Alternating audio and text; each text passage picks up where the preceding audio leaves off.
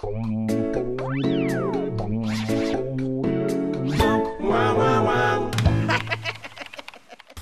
안녕하세요. 네, 안녕하세요. 네. 야, 오늘 또 굉장히 화사한 오렌지색 옷. 네. 아니, 그 전에 보니까 연두색 옷을 입고 온 날이 있었잖아요. 네. 그날 저 화면을 보면은 그 연두색 옷과 이 연두색 주사위가 굉장히 한 화면에 잡히는 굉장히 깔맞춤이 굉장히 네. 잘 이루어졌는데 오늘은 또 주황색깔로. 그렇게 네. 뭐 제가 의도적으로 그런 건 아니고요. 정말 의도가 아닌가요? 다음 녹화 때 노란색을 입고 오시는지를 그러니까. 보면 알 수 있다. 오늘 굉장히 엘레강스하시고. 굉장히 잘 어울리죠. 오늘 좀 불안하네요. 시작이 이러니까. 저희가 약간 그 김선임 평론가님 칭찬을 좀 많이 하기로 했어요. 네. 김선임 평론가는 팬덤이 좀 있는 것 같아서.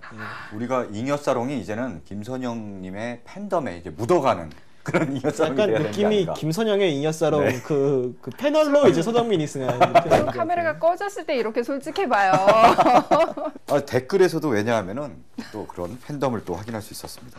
이런 분위기. 네, 이 김호철님, 김선영 평론가님 말씀도 잘하시고 피자도 야무지게 드시는 모습, 너무 보기 좋다. 이분에게 선물을 드려야겠죠? 네. 두 건 다 드리고 싶네요. 사실 나 혼자 쓴지 몇 번 본 거 말고는 다른 프로는 한 번도 본 적 없긴 한데요. 역으로 마녀사냥도 그렇고 여기서 논평해 주시는 거 듣고 방송을 골라보는 것도 시청자 입장에선 좋은 방법인 것 같아요. 라고 이런 얘기해 댓글 너무 주셨습니다. 좋네요. 40대 아줌마로서 한마디 하자면 삐까번쩍한 집 다 필요 없고 그냥 혼자 살고 싶다. 4년 동안 남편과 주말 부부를 하다가 이제 네. 합친 지 1년이 됐답니다. 귀찮대요. 그러니까 공동주거 편에서 네. 나 혼자 산다 그 삶을 시도했다는 네. 그 네. 말씀을 들으시고 아마 이렇게 댓글을 써주신 것 거봐요. 같아요. 저만 그런 게 아니라니까. 이런 얘기가 그렇죠. 댁에서도 프로그램 보고 계시죠, 다들. 그거는 이제 못 보겠죠. 네. 악동 뮤지션 사인 CD를 이제 보내드리기로 했는데요. 이번 편에 녹화한 아역 특집이 다음 주 방송으로 나간 뒤에 이제 발송이 될 예정이니까요. 살짝 좀 기다려주시기를 부탁드립니다. 네. 또 방송에 소개되지 않았어도 제작진이 이미 선정해서 선물을 보내드리고 있다고 하니까요. 많이 참여들을 좀 해주시고요. 이번 주 선물은 뭔가요? 이번 주는 일단은 네. 책이 2권이 들어왔는데 일단 한 권 먼저 소개하고 네. 섬과 섬을 잇다라는 책입니다. 네. 섬과 섬, 그러니까 외롭게 고립되어 있는 곳과 고립되어 있는 곳들을 잇는다는 뜻이죠. 쌍용 자동차, 밀양 송전탑, 재능교육, 콜트, 콜텍, 제주 강정마을, 현대차 비정규직, 코오롱 이렇게 7개의 투쟁 현장에서 투쟁을 하고 있는 분들의 이야기를 7분의 르포 작가와 7분의 만화가께서 각자 팀을 이뤄서 만든 만화를 읽을 수 있는 르포입니다. 네. 좋은 책이니까 여러분들 리플 많이 달아주시고 네. 또 선물 받아서 이제 보시고 괜찮은 책이다 싶으시면 주변에 많이 추천 네. 부탁드리겠습니다. 네, 알겠습니다. 협찬 사롱 1부는 여기서 마치고요. 자, 2부는 중간에, 프로그램 중간에 계속 이어가도록 하겠습니다. 네. 네.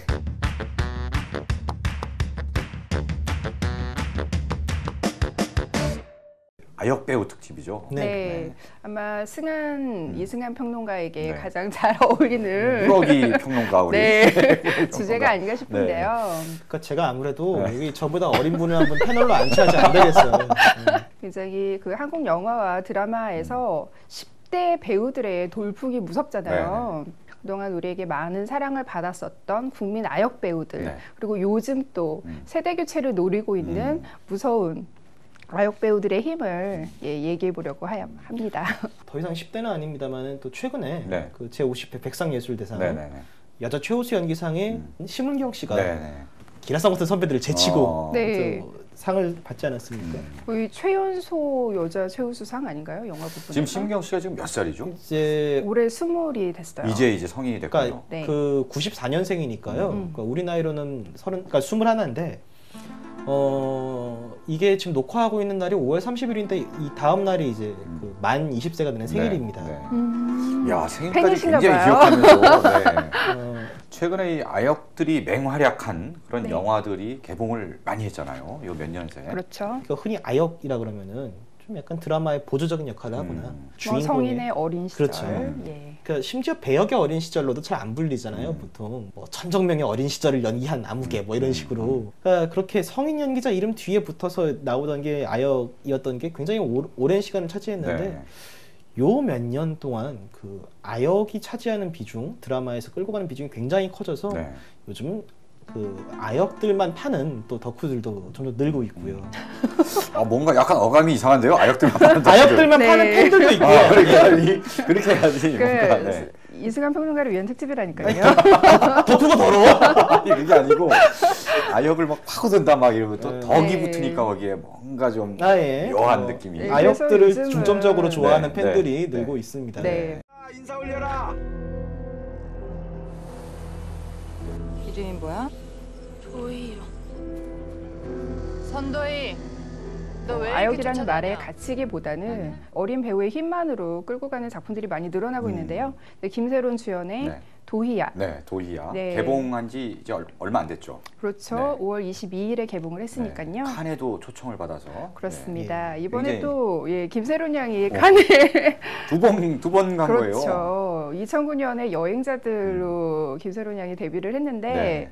그 5년 전에도 깐 레드 카펫을 밟았었는데요. 또 비교 사진이 네. 폭풍 성장한 모습과 비교가 되면서 이제 좀 화제였죠. 여행자 때는 완전 진짜 애였고요. 예, 그렇죠. 지금 김세론 양은 거의 뭐 이제는 청소년 티가 이제 확실히 나죠.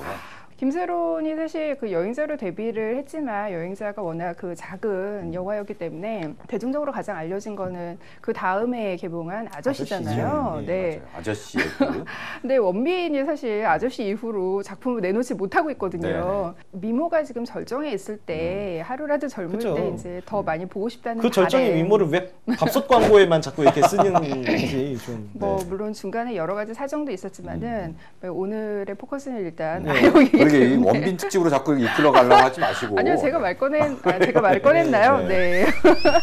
15살의 나이에 그 깐 레드카펫을 벌써 2번이나 그러니까요. 밟은 케이스가 아마 거의 역대급 필모그래피를 지금 쌓아가고 있는 것 같아요. 그렇죠. 필모그래피를 보면요. 네. 굉장히 어둡고 좀 굉장히 고생을 많이 하고 아, 예. 네, 참 그러니까 짠해집니다. 또 일단 특징이 필모만 봐도. 있죠. 네. 김세론표 영화들이 네. 또 19금 영화들이 많아요. 대부분 본인이 19금 영화인데 예. 본인이 그래서 시사회장에 못 들어오고 예. 항상 네. 원래 이제 언론 시사회 같은 걸 하면은 배우들이나 이렇게 와서 같이 봐요. 그다음에 끝나고 이제 앞에 테이블을 만들고 뭐 기자 간담회 같은 걸 하는데 김세론 양은 항상 영화를 못 보고 밖에 있다가 영화가 그죠? 끝난 다음에 들어와서 거기에 그러니까 합류하는. 무대 인사만 네네. 이렇게 하는. 우리가 보통 아역하면은 좀 이렇게 뭐 순수한 동심의 세계를 많이 생각을 하는데 네. 전혀 정반대편에서 어둡고 무게 있는 역할을 많이 맡아왔고요.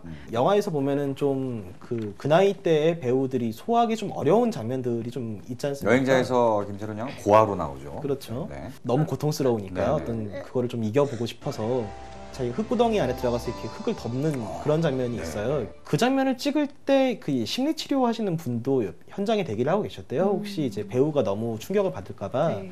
심리치료사가 이렇게 달래주려고 하는데 김세론 양이 단호하게 거절하면서 괜찮다고 이 장면 할 수 있고 이런 좋은 작품에 뽑아주셔서 난 그게 감사할 뿐이다라고 이야기를 해서 현장에 있던 모든 스태프들이 네. 다 이제 충격을 먹었다라는 에피소드가 그때 있더라고요. 김세선이 몇 살이었죠? 그때 10살이죠, 10살. 우리나라로. 참, 네. 10살. 10살 여자아이가 예, 참 그런. 그렇죠. 네. 네. 그러니까 촬영 당시를 생각해보면 9살 뭐 네, 이때쯤이었겠죠. 네. 심지어 감독, 우니르 콩트 감독 같은 경우는 한국어를 이제 못하는 상태니까 감독하고는 통역을 거쳐서 이야기를 해야 되는 상태였음에도 불구하고 자기가 왜 이 상황에서 이런 표정을 지어야 되고 왜 이렇게 캐스팅됐고 하는 건지를 의미를 다 파악하고 있는 9살 배우라는 게 그게 말이 됩니까 그게? 극 중에서 세론이가 맡은 역할이 이제 9살 소녀인데요. 전적으로 그 9살 소녀의 시점을 따라가요. 그래서 카메라도 항상 그 아이의 눈높이에 있고 전적으로 아이의 심리를 그런 따라가는 그런 작품인데 결코 그 카메라에 주눅들지 않고 그렇다고 카메라도 전혀 의식하지 않고 정말 자연스러운 연기를 보여주거든요. 그게 이제 첫 영화 데뷔작이잖아요. 그렇죠. 어떻게 처음부터 그런 네. 굉장히 보면 자연스럽잖아요. 네, 굉장히 예전에 이제 본능적이죠. 아역 배우들 하면은 이제 약간 선입견 내지 고정관념 같은 게 있어요. 네. 드라마나 이런 데 예. 보면은 네. 아이들이 나오는데 굉장히 어색하고 뭔가 대사를 국어책 읽는 듯한 연기 그런 학원에서 네네. 배운 똑같이 찍어낸 듯한 그런 연기. 네, 이 국어책을 읽는 듯한 또 머리도 네. 막 무실 넘기고 막 여자아이들 굉장히 예쁘게 꾸미고 나와갖고 네. 그래서 뭔가 좀 인형 같고 너무 막 네. 그런 이미지가 있는데 김세론 양의 연기는 전혀 그런 이미지가 없어요. 어렸을 때 그 아역 연기 학원을 다녔었대요. 다니다가 본인이 그만두고 나왔답니다. 선생님들이 가르쳐주는 연기는 선생님들 연기고 얼굴만 내 얼굴이고 선생님 연기를 그대로 하는 거지 내가 나한테서 우러나오는 연기가 아니기 때문에 가짜를 배우는 것 같다고 해서 나왔다고 해요. 그게 9살 이전에 그랬다는 그렇죠. 거 아니에요? 이 속에는 뭐가 들어가 있는지 굉장히 그러네요. 궁금합니다. 그러니까 네. 나이를 초월한 네. 연기 신이 뭐 네. 접신한 것 같은 그런 연기를 보여줬고 그 작품에서 이제 김세론의 연기에 매료됐었던 팬들은 이제 아저씨라는 영화에서는 굉장히 분노를 했어요. 그 상업 영화가 아이를 소비하는 아저씨 방식으로 정말 찍은 깜찍해요? 영화거든요. 말 그대로 뭐 어른의 액션을 돋보이게 하기 위해서 그러니까 극적인 효과를 위한 어떤 고통 당하는 그런 존재로서 어린이를 그려냈기 때문에 김세론이 그 여행자에서 보여줬었던 그런 천재적인 연기력을 발휘할 만한 그런 조건이 전혀 안 돼 있었거든요. 그렇죠. 그러니까 도이아에서 그 김세론이 연기했었던 그 캐릭터를 벌써 이제 그 김세론의 필모그래피의 어떤 하나의 맥락에서 보면은 아저씨에서 좀 그 상처받았고 이렇게 제한됐었던 그 캐릭터를 도이아에서 완전히 비슷한 캐릭터로 폭발시키는 듯한 그런 느낌이 들어요. 네, 그러니까 그래요. 이제 겨우 15살이기 때문에 앞으로 과연 어떤 연기를 보여줄 수 있을까 정말 뭐 감히 상상조차 안 갈 정도로 대단한 활약을 하고 있는 네. 예, 가장 대표적인 10대 또 다른 또 누가 있죠? 문근영 씨도 사실은 네. 뭐 지금 이제 20대 그 중반을 접어들었습니다만은 사실 10대 때부터 두각을 드러냈고 네. 사실은 이런 아역 배우 전성시대에 바람을 몰고 온 선두주자가 바로 문근영 씨예요. 문근영 씨. 팬으로서 좀 아쉬운 거는 이제 그 성인 연기자로 접어드는 과정에서 약간 그 작품복이 좀 덜하지 않았나 그런 생각은 했는데 여전히 훌륭한 연기와 또 그러니까 그 연기가 어느 순간 갑자기 확 나온 게 아니라 사실 10대 때부터 계속 꾸준히 보여줬던 연기의 연장선상이라서 그 사실 문근영 씨가 그 가을 동화에서 송혜교 아역으로 이제 출연을 하면서 얼굴을 알렸는데, 그러니까 너무 문근영이 그 작품으로 큰 사랑을 받아서 일종의 클리셰 아역의 네. 클리셰가 형성이 됐어요. 거기서 가을 동화 이후에 모든 그런 뭐 멜로드라마나 이런 데서 항상 어떤 순수한 첫사랑의 세계로서의 아역을 늘 설정을 해놓고 이야기를 풀어가거든요. 네. 국민 여동생 뭐 이런 평가를 받았었고, 이 호칭, 그러니까 그렇게 이제 아역으로 사랑을 받았었던 배우한테 붙는 호칭의 변화가 되게 재밌는 것이, 네. 그러니까 문근영 그 당시에 국민 여동생이라고 불렀는데 네.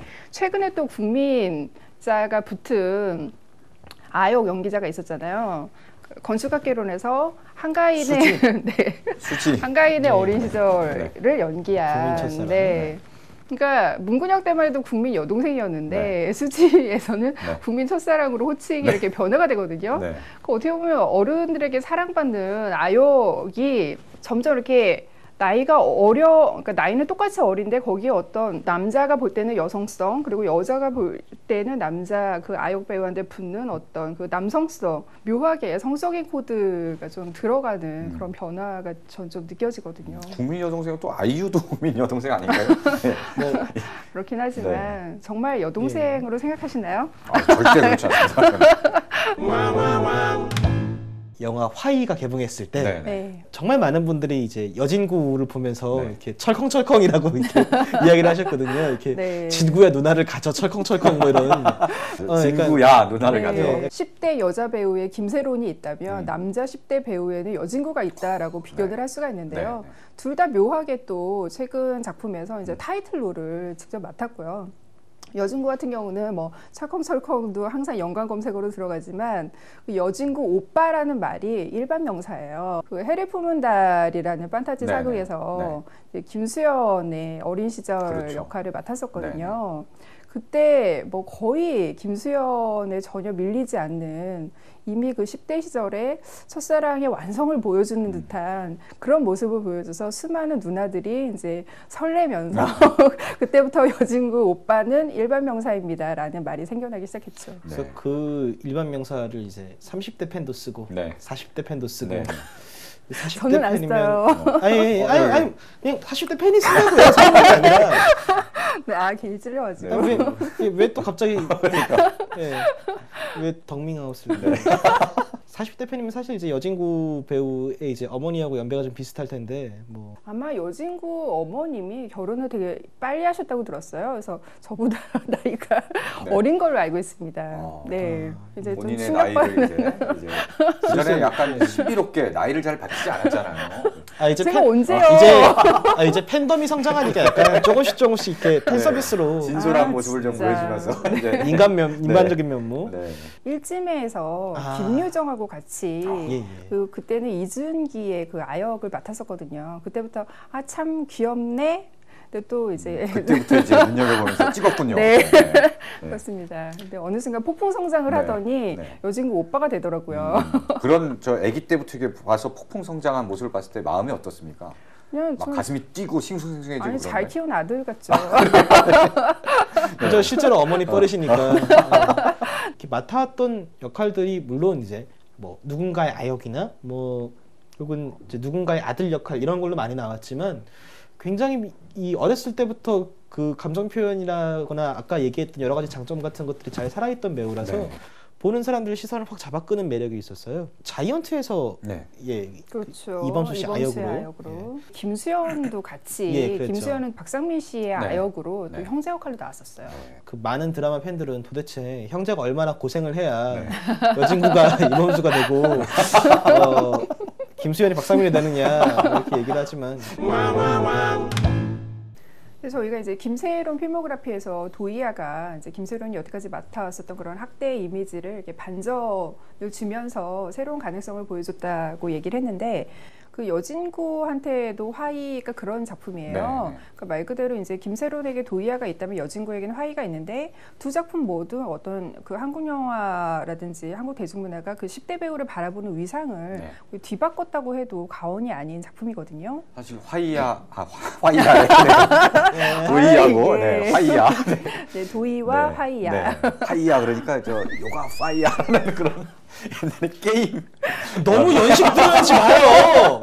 아, 네. 오늘은 의식의 흐름 왜 안 네. 나오나 했다. 네. 어쨌든 그 화이를 보면요, 네. 그 주인공 화이 여진구 군이 네. 이제 그 5명의 아빠들한테 복수를 하는 그렇죠. 원톱의 영화잖아요, 완전히. 그렇죠. 네. 그러니까 도이아가 그 김세론 양이 여태까지 그 학대받았던 그 어린이로서의 캐릭터를 기성세대에게 자신이 학대했던 기성세대에게 복수하는 그런 내용이라면 그 어린 시절에 그 5명의 아빠에게 그 납치를 당했다가 이제 괴물로 키워지고 모든 진실을 알고 난 다음에 그 아버지에게 직접 자신이 아버지를 응징하는 그런 네. 내용이잖아요. 그러니까 말 그대로 도이아와 그 화이를 보면은 뭔가 이렇게 정말 10대 배우의 세대 교체를 알리는 듯한 내가 새 시대의 주인이다라는 걸 약간 예. 선언하는 듯한 예, 그런 작품들인 것 같아요. 우리가 흔히들 이제 아역 배우다 하면은 이렇게 갖고 있는 편견이 있잖아요. 아, 어린 거 치고는 연기를 잘하네. 그런 고정관념을 팍 깨면서 사실 작품을 책임지는 거는 나이가 많고 적고의 차이가 없다라는 거를 좀 일깨워준 작품이기도 하죠.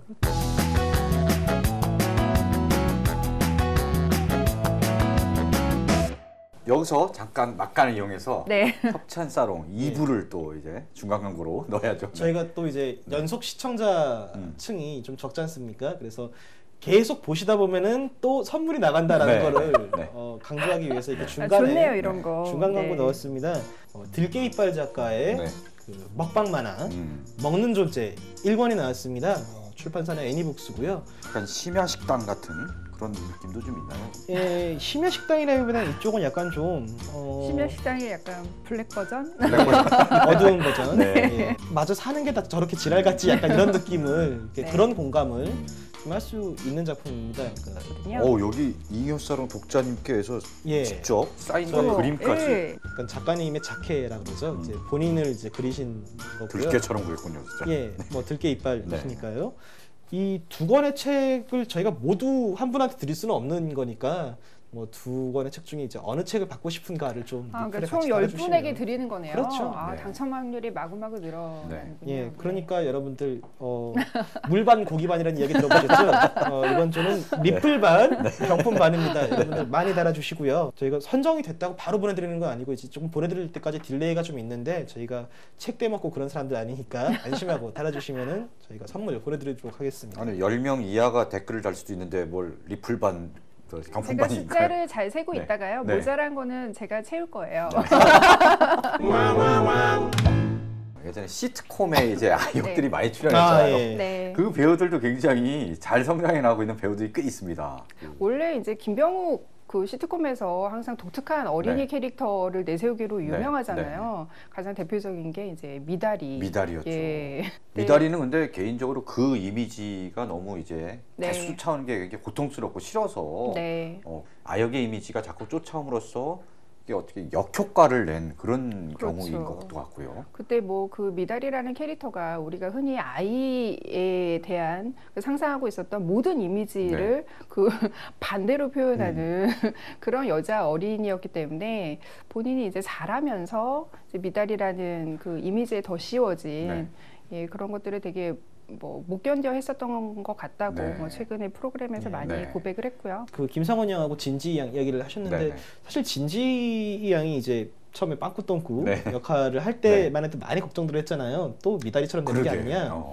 근데 그 해에 이제 그 MBC 그 방송연예대상에서 이제 수상을 하면서 남겼던 어떤 그 수상 소감을 듣고 다들 쟨 걱정할 이유가 없겠다라고 이야기했던 게 자기를 그렇게 여전히 버릇없이 보는 사람들이 있다는 건 내가 그만큼 연기를 잘했다는 증거니까 괜찮다라고 이야기를 하는 거를 보고 요새 아역들은 좀 다르구나라는 생각이 좀 들더라고요. 이제 멘탈이 강한 것 같아요. 어릴 때부터 네. 멘탈이 굉장히 성숙한 성인 연기자 못지않은 그런 생각을 갖고 있는 것 같은데 예전에는 뭐 아역 배우로 데뷔를 해서 성인 연기자까지 쭉 이어지는 경우가 그렇게 많지는 않았어요. 뭐 그렇죠. 대표적인 몇몇 사례들이 예. 생각나긴 합니다. 덕순이 김민희라고. 네, 똑순이라든지 그 다음에 더 거슬러 올라가면 그 꼬마 신랑 김정훈 씨가 예. 네. 생각납니다. 이제, 그때 특징은 네. 아역 때 굉장히 사랑받던 그런 캐릭터들이 네. 성인이 되면은 네. 뭔가 잘 안 풀리는 경우가 많았던 것 같아요. 그때 어떤 이미지, 귀엽고 깜찍하고 이런 이미지가 계속 쫓아와서 네. 성인 연기자로서 어떤 이미지 변신에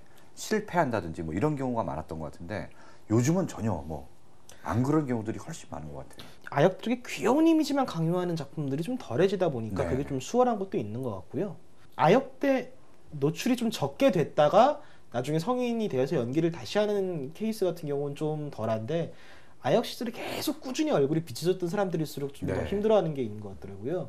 그러니까 김민정 씨 같은 경우가 보면은 아역 때 굉장히 사랑받았다가 청소년 때 이제 그 청소년 드라마 좀 나왔다가 이제 성인 연기자로 가는 과정에 지금 나름 성공한 케이스인데 사실 그 중간에 또 작품들이 보면은 이렇게 썩 균질하지 않은 작품들이 좀 있었거든요. 필모그래피를 보면은 그러니까 나름 성공한 케이스가 그렇다고 하면은 이제 우리가 흔히 얘기하는 좀 아쉽다 싶은 분들은 이제 좀 어땠는지가 좀 감이 잡히는 거죠. 네. 그만큼 우리가 대중문화에서 지금 소비하고 있는 그 연예인들의 나이가 점점 어려지는 현상도 있는 것 같아요. 네. 그 김세론이 아저씨에서 원빈하고 그 뭐 같이 공연을 했을 때만 해도 우리가 좀 레온 코드를 빌려서 네, 네. 이미 좀 멜로 코드로 많이 사람들이 해석을 했었거든요. 그래서 요즘의 그 10대 배우들은 그냥 마냥 어린이라는 하나의 뭐 그 어떤 무성적인 존재로 있는 게 아니라 거기에 정말 말 그대로 좀 그 성적인 코드가 들어가는 식으로 이렇게 어른들이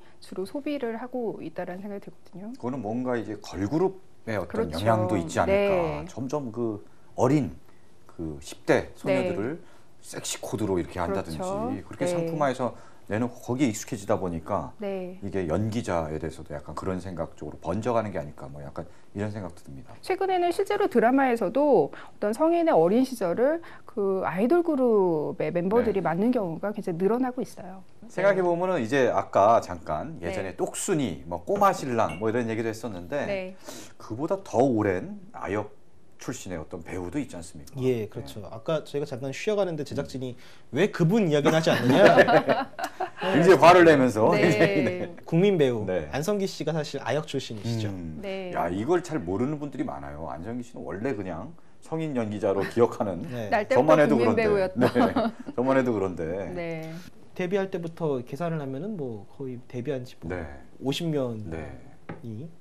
그 부친께서 또 영화계에서 일을 하셨던 분이라 아, 굉장히 그렇습니까? 어렸을 때부터 네. 이제 그 영화계에 진출을 해서 영화를 찍다가 청소년기가 됐을 때 이제 영화를 안 찍기 시작을 해서 다시 영화계로 돌아온 거는 그 대학교 입학한 후에 네.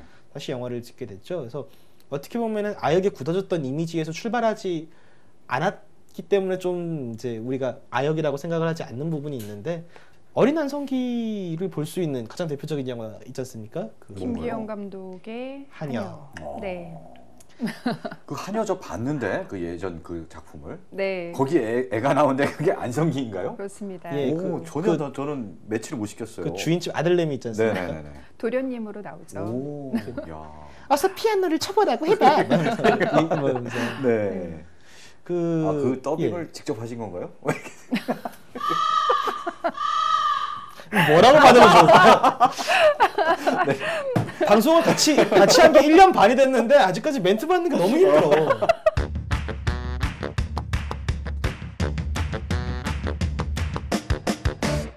그 우리나라뿐 아니라 네. 외국에도 이제 네. 아역 출신으로서 굉장히 좋은 배우로 성장한 경우도 많잖아요. 그렇죠. 그 대표적인 경우가 레옹에서 네. 그 마틸다 역을 맡았던 네. 그 배우 나탈리 포트만. 네, 나탈리 포트만. 클로저라는 영화에서 굉장히 또 인상적인 연기를 펼쳤는데 실제로 오스카 여우주연상까지 받았으니까 그야말로 굉장히 그 아역 출신에서 아마 그런 성인 연기자로 성공적으로 네. 변신한 가장 대표적인 네. 케이스가 아닌가 싶어요. 또 우리가 택시 드라이버 이야기를 안 할 수 없지 않습니까? 아, 그렇죠. 조디 포스터. 예. 택시 드라이버에서 조디 포스터가 그 어린 나이에 길거리의 매춘부 역할을 하면서 로버트 드니로와 연기 대결을 펼쳐서 그때부터 이제 많은 사람들이 네. 사랑에 빠졌는데 배우로서도 굉장히 뭐 아카데미 여우주연상도 받았고 또 감독으로서도 또 네. 훌륭한 작품들을 많이 내놓고 있기 때문에 이제 좀 성공적인 네. 그런 케이스들이고요. 반면에 또 굉장히 좀 망가져서 굉장히 좀 안타까운 네. 그런 케이스도 예. 있죠. 짠한 경우도 있지 않습니까? 사실 네. 우리가 왜 그 외국 배우들 아역 배우들 이야기를 할 때 마의 17세라고 얘기하는 거 네, 있잖아요. 네, 네. 그러니까 약간 분명히 17살 전까지는 되게 귀여웠는데 2차 성징을 제대로 네, 이렇게 네. 넘기면서 좀 사람이 좀 네. 좀 그러더니 좀 왜 이러지 약간 이렇게 되는 배우들이 좀 음. 있죠. 사실 뭐 우리가 뭐 배우를 평가할 때 꼭 외모로만 평가할 수는 없는 노릇이지만 대표적으로 헤일리 조엘 오스먼트 같은 경우는 참 볼 때마다 가슴이 아파요. 누군가요? 아, 그렇게 그 얘기하니까 잘 모르겠어요. 식스센스. 아, 식스센스에서 식스센스. 정말 아. 연기 신동이라고 네네네. 불렸던 네. 식스센스도 식스센스지만 AI가 정말 어마무시한 작품이었는데 그분이 약간 잘하면서 코요테의 김정민 씨처럼 이렇게 컸어요. 약간. 네, 김종민 씨를 대놓고 디스하는 건가요 지금? 네. 그렇다기보다는 네. 그러니까 되게 거리가 있는 외모였는데 이렇게 또 대표적인 인물이 이제 나홀로 집에 나왔던 네. 맥컬리 컬킨. 야. 그러니까 맥콜리 컬킨 같은 경우는 뭐 그 헐리우드라는 그 상업적인 곳이 얼마나 아역을 착취하는가에 또 굉장히 불행한 사례로 또 손꼽히지 않습니까? 네. 뭐 실제로 그 너무나 큰 막대한 인기 때문에 뭐 부모들 간의 어떤 재산 다툼이라든지 뭐 이런 것들이 있어서 뭐 배우 자신도 어떻게 성장하지 못했던 그게 꼭 개인만의 탓이 아니라 그런 주변의 환경적인 그런 요인이 있는 것 같아서 이제 좀 안타까운 케이스죠. 네, 이 해리포터를 보면요, 네. 굉장히 꼬마 때부터 나오는데 점점 그 크는 모습이 거의 실시간으로 우리가 접할 수 있게 되잖아요. 그렇죠. 그럼 이제 주인공을 비롯해서 거기 등장한 헤르미온느는 굉장히 잘 성장한 것 같아요. 엠마 왓슨. 예쁘게. 네. 점점 잘생겨지고 있죠. 제 핸드폰 배경화면에 엠마 왓슨입니다. 네, 엠마 왓슨을 또 찍었군요. 그러니까 엠마 왓슨은 잘 네. 크고 있는데 네. 뭐 해리의 해리와 해리. 우리의 론 같은 경우는 론. 사실 해리포터 시리즈가 마감을 할 때 한 10년을 건너뛰면서 성인이 된 모습들이 네. 에필로그로 붙었잖아요. 네, 네, 네. 근데 그때 정말 분장이 필요 없을 정도로 이미 노화된 그런 외모를 보여줘서 좀, 굉장히 좀 슬펐던 기억이 있어요. 재밌는 게 이제 데니얼 레드클리프 같은 경우는 실제로 그 조앤 롤링이 이 작품을 완결을 할까 말까 고민하고 있을 때 찾아갔다고 해요. 네. 그래서 이쯤에서 이 해리라는 주인공이 여정이 마무리되는 게 좋겠다라고 네. 이야기를 해서 이제 그 롤링 여사가 이제 쓰면서 그 참고를 했다고 하는데 되게 재밌는 배우예요. 그 이후의 행보들이 보면은 그러니까 해리포터 프랜차이즈가 끝날 때쯤에서 연극 에쿠스를 맞아요. 찍었어요. 네, 네. 근데 이제 그 작품이 물론 굉장히 이제 뭐 좋은 작품이고 그래서 한국에서도 많이 공연되는 작품이지만 많은 해리포터 팬들은 해리포터가 벗는다라는 거에 집중을 네. 해서 벗고 말을 탄다. 아니 그때 그러니까 이제 그 연극에 노출신이 나오지 않습니까? 기사 제목들이 누드 해리포터 막 이런 식으로 하는 거예요. 헤드라인을. 야, 그래서 이게 정말 철컹철컹이 저희만 있는 게 네. 아니라 아, 진짜. 원주는 네. 그 이후로도 보면 이제 작품들을 꾸준히 이제 하고 있죠. 물론 지금으로서는 엠마 왓슨이 가장 좀 커리어를 탄탄하게 네. 쌓고 있는데 네. 뭐 배우의 인생이라는 건 사실 잘 모르는 거니까요. 앞으로 네. 어떻게 풀릴지.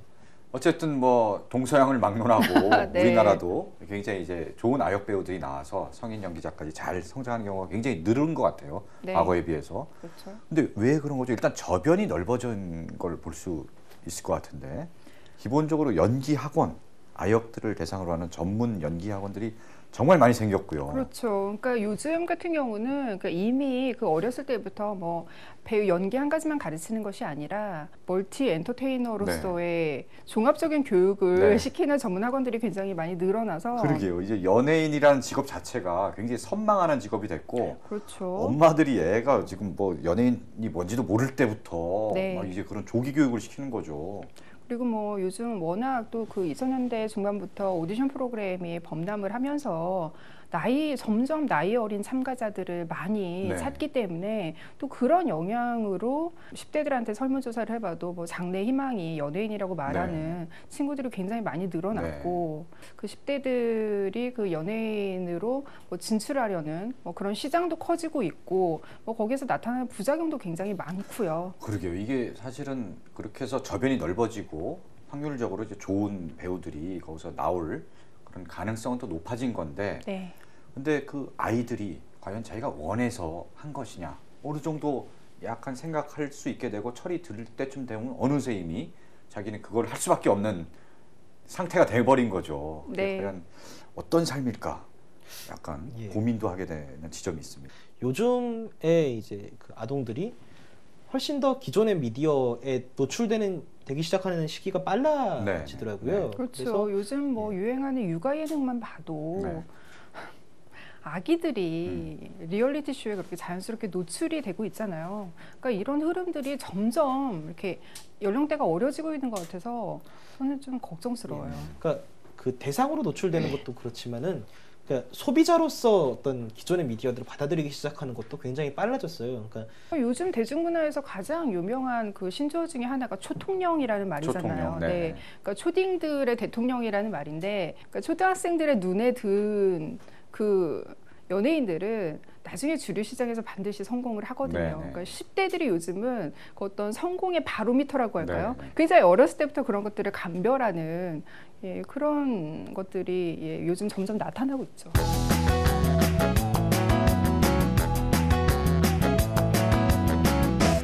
자, 오늘 엔딩곡은 이제 가사나 이런 게 꼭 중요한 건 아닙니다. 누가 불렀냐가 중요해요.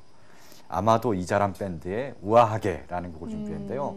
네. 이자람 씨, 아유, 이자람이 저희가 또 뭐 놓치고 있었네요. 음악계의 어떤 대표적인 네. 음악 신동 꼬맹이에서 이제 잘 성장한 경우잖아요.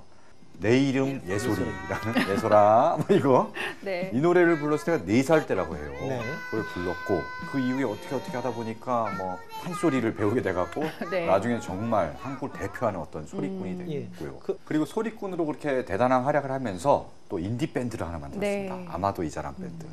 이름이 좀 재밌잖아요. 네. 그래서 왜 이름을 이렇게 지었냐고 하니까 처음에 밴드를 결성하고 뭐 이름도 제대로 안 정했을 때 어느 이제 공연을 예. 페스티벌 같은 데 출연하기로 해서 그쪽에서 전화가 왔대요.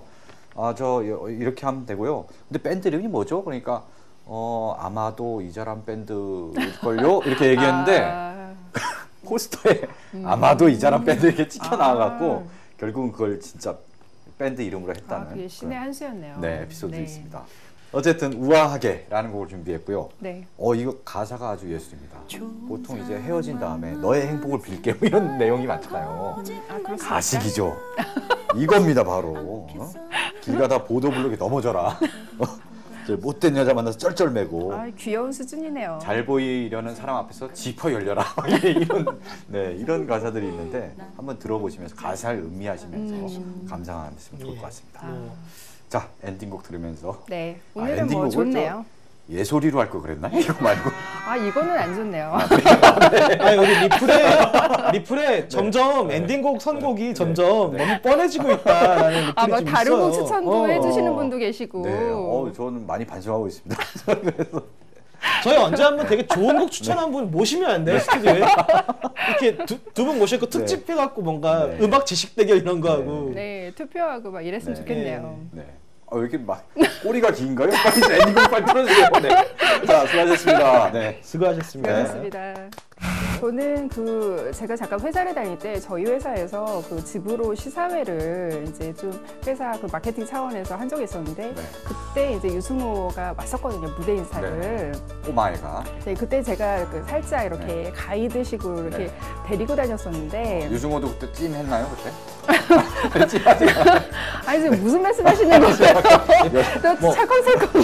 방송 끝날 때쯤 해갖고 잡혀가게 이렇게. 잠깐 자유 시간이 주어졌을 때 그때는 꼬마였잖아요. 근데 들어가서 이렇게 오락실에 들어가가지고 네. 펌프를 하는데 정말 네. 완전히 방심을 하고 있는데 구가 막 샘솟더라고요. 그러니까 이제부터 그런 네. 아니, 너무 귀여워가지고. 네. 우리 오늘 방송 어쩐지 되게 범죄하는 거야. 아까 제가 시작할 때 약간 아역을 파는 덕후들이 있다라는 네. 이야기에서부터 좀 네. 뭔가 첫 단추를 잘못 깬 것 같네요. 그때 갑자기 발끈하신 이유가 있구만요. 네. 이런 거 편집 안 되는 거 아시죠?